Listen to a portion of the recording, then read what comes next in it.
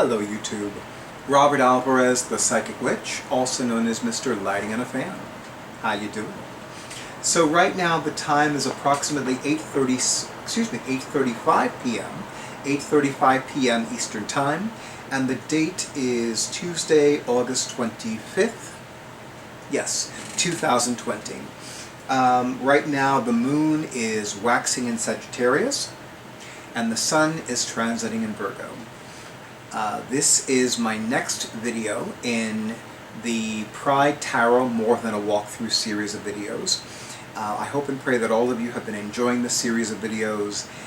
I am very delighted with them. I'm really very excited about them. I really am. Anyway, so before I go into today's card, I want to address something, because it's been you know, my schedule, even before I went on my beloved Philadelphia vacation, has been especially abundantly full. And we're getting to that time of the year when my professional psychic practice is especially abundantly full. But I finally had the opportunity to join in on a live streaming video of the Hermit's Cave, or rather of Simon of the Hermit's Cave. And I remember we started talking about different tarot decks, and I don't remember all the details right now, but somebody had mentioned the Pride Tarot, and I think somebody mentioned it before I mentioned it, and that's why it stuck out in my mind even more. And they, oh, hello, boss, I knew you want to come up here. And they said that they don't like tarot decks that feature different artists.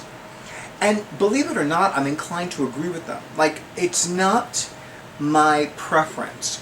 It's not my first pick when it comes to, yes, you're so cute. Okay, let me bring you up here, okay?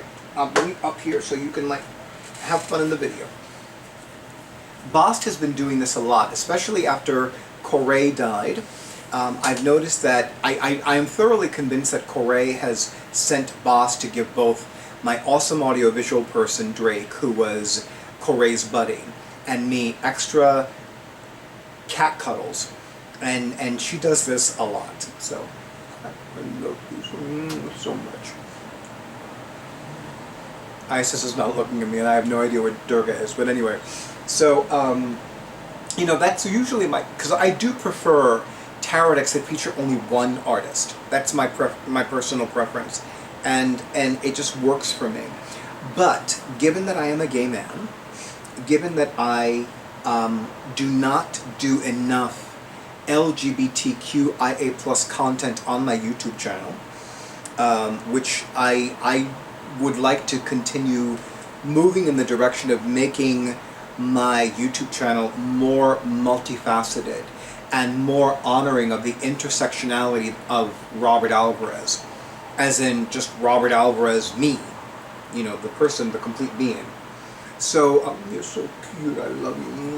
Let me kiss you, let me kiss you, let me kiss you. She does not like that. I don't care, I'm gonna kiss you. Anyway, so, yeah, it's like, you know, the Pride Tarot is not, it's a unique tarot deck. It's not like a lot of other tarot decks. I mean, yes, it does have a predominantly Rider-Waite-Smith imagery, which is wonderful, especially for those people that really cannot read with any variation of Rider-Waite-Smith imagery, which up until a few years ago, I used to be one of them. Anyway, but it's a beautiful tarot deck, and it really feels right for me. You know, I'm especially happy with the cultural diversity that is expressed in this tarot deck. So with that being said, let me have my awesome audiovisual person do a beginning series of literally several close-ups in the video, just for your FYI, there in YouTube land. So this is the cover of the box, and this is the Sun card, which we will get to, I promise, which was designed and illustrated by Isabel Hayes. And then, of course, I'm going to show all of you this gorgeous Justice card, and the artist's name is Catrin, capital C as in Charles, A, T as in Tom, R, I, N as in Nancy, Catrin Welz-Stein. And I'm going to have my awesome audiovisual person do a close-up of the card. Isn't it beautiful? I love the layered design, because it's like, there's a lot going on. But for me, it's not too busy a card, you know, and I really love the contrast, the scales, which I didn't even realize there were scales there, believe it or not. I was so focused on the dress and the wings and the flowers, I actually did not notice the scales. So anyway, to do this one-handed, yes, I love my cats this much.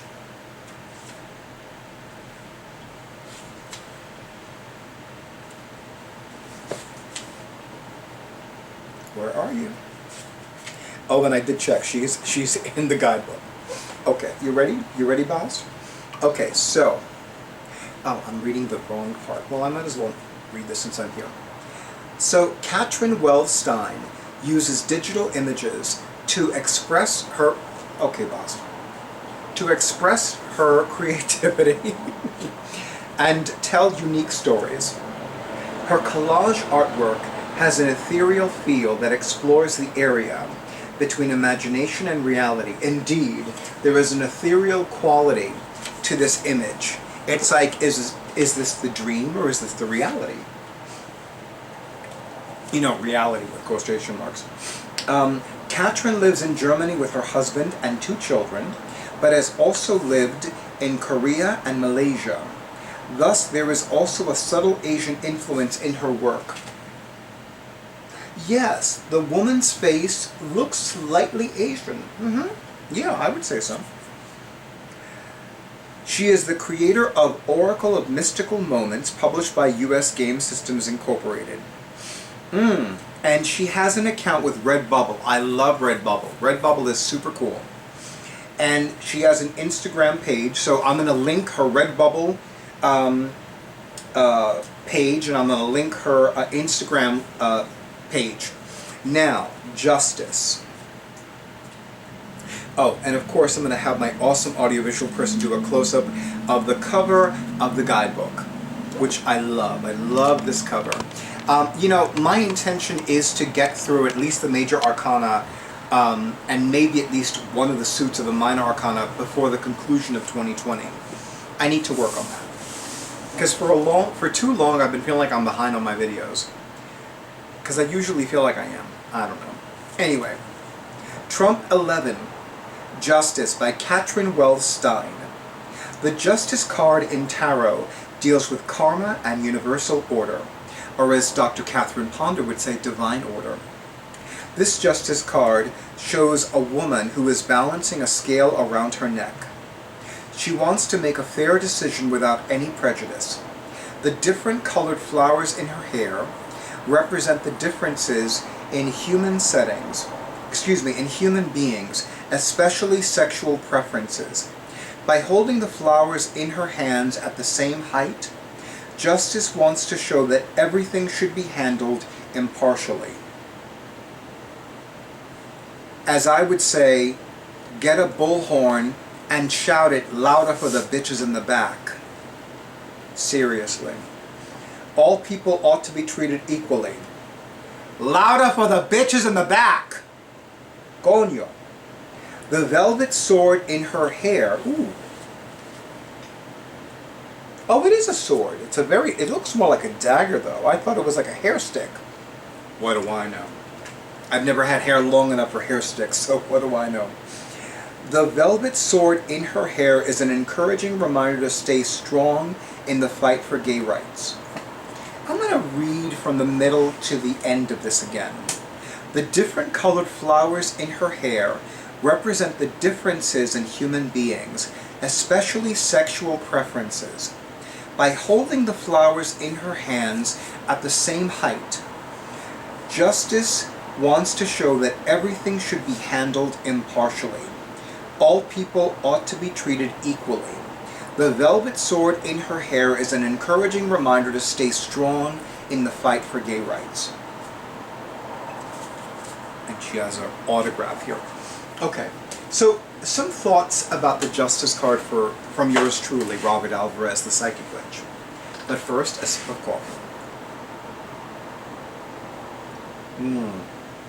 Yes, ladies and gentlemen, La Casa de Roberto, formerly known as Chez Robert, has been open for business even well into the COVID-19 situation. Anyway, so, you know, Justice for me is very deity-oriented. You know, I'm going to say that first, because when I look at the Justice card, I almost always think of primarily, and it's funny, especially since, you know, one would think that I think of a goddess first, but I think of an angel first, and specifically Archangel Michael, who is the divine protector of the archangels. And he is traditionally depicted, he's traditionally depicted on the Temperance card. He is symbolically represented on the Justice card. I stand corrected. I was going to say it incorrectly and then I corrected myself. So, the thing about the Justice card is that it does represent Archangel Michael. So for me, it is definitely one of those cards that alludes to, if not indicates, outright divine protection.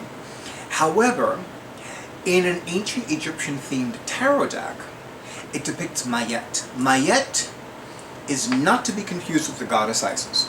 I've had an issue with this for more than 20 years. I've seen things in catalogs and on websites that say, this is the goddess Isis. No, it's not the goddess Isis. How do I know this? Because the goddess Isis does not have a feather in her crown. That's the goddess Mayet, the ancient Egyptian goddess of truth, justice, and cosmic order, or to use a Sanskrit word, because I swear to you, by the great goddess, one day I will know the ancient Egyptian term for the term karma. But for now, I'm going to use the Sanskrit term, karma. I used to joke about the Justice card. I used to joke about Mayet. I used to say that she's the ancient Egyptian goddess of truth, justice, and the Egyptian way. My fellow nerds, you know what that reference means. Anyway, so yeah, I was just like, I really am crystal clear that this is a card about, you know, divine order, about harmony, about balance, about divine protection. And of course, you know, the story about Mayet, you know, one of her most well-known of sacred stories is that when in the Kemetic, or in the ancient Egyptian cosmology, when a person dies, their physical heart is weighed against Mayet's feather, which is traditionally a red ostrich feather, by the way. So if Mayet's feather is heavier than this person's heart, then this person died pure of heart. And they ascend into the afterlife. And they, you know, it's funny, I seem to know it as Nichiru, but I believe that Nichiru is the collective name for all of the ancient Egyptian goddesses and gods.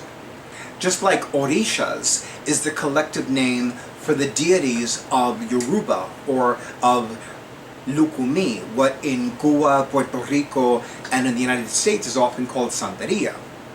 Or the Loa, which is the collective name for the deities of Voodoo. But I digress. So here's the thing about this. So, you know, so I see that as the person died pure, and they ascend into the afterlife, and they're given all these beautiful blessings. But we all know that a physical heart is probably always going to be heavier than a feather, at least on planet Earth. So there is something about striving for harmony and balance. And of course, it is no coincidence that this card is astrologically aligned with the sun sign Libra. So this is about balance and harmony. It's a very, very Libran card. You know, I have a regular client whose sun sign is Libra. She is a Libra on the cusp of Virgo, because she was born a few days after the sun entered Libra. And it never ceases to amaze me how often the Justice card and its minor arcana counterpart, the Queen of Swords, comes out in her readings with me. I almost never see the Hermit card in her readings, but I almost always see the Justice card. Just quick FYI. So I really feel that with the presence of the Justice card, it's about ultimately, what do you need to do to create harmony and balance in all the areas of your life, as well as your overall life itself. Something to think about. And YouTube, as always, thank you so much for honoring who I am and what I do. Hello, Durga. Hello. You're so cute. I love you. So cute, cute, cute. You're so sitting pretty. Sitting pretty. Looking at me like, what's going on? I'm just giving you love, love, love. I love you, love you. Anyway, so YouTube, again, thank you so much for honoring who I am and what I do. And given the deity nature of the Justice card, may Mayet, the Kemetic or ancient Egyptian goddess of truth, justice, and divine order, bring harmony and balance into all the areas of your life, and may Archangel Michael, the divine protector of the archangels, divinely protect you and yours from any and all forms of even ever so slight harm. Ever so slight to the maximum.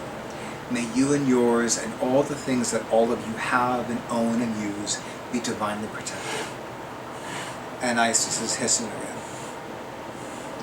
What's the matter? I know. There's a lot going on. I'm so sorry. I love you. I love you, love you, love you. I do love her. I'm going to wring her neck if she doesn't stop hissing, but that's another video for another day. Good night, YouTube, and stay tuned for the next video.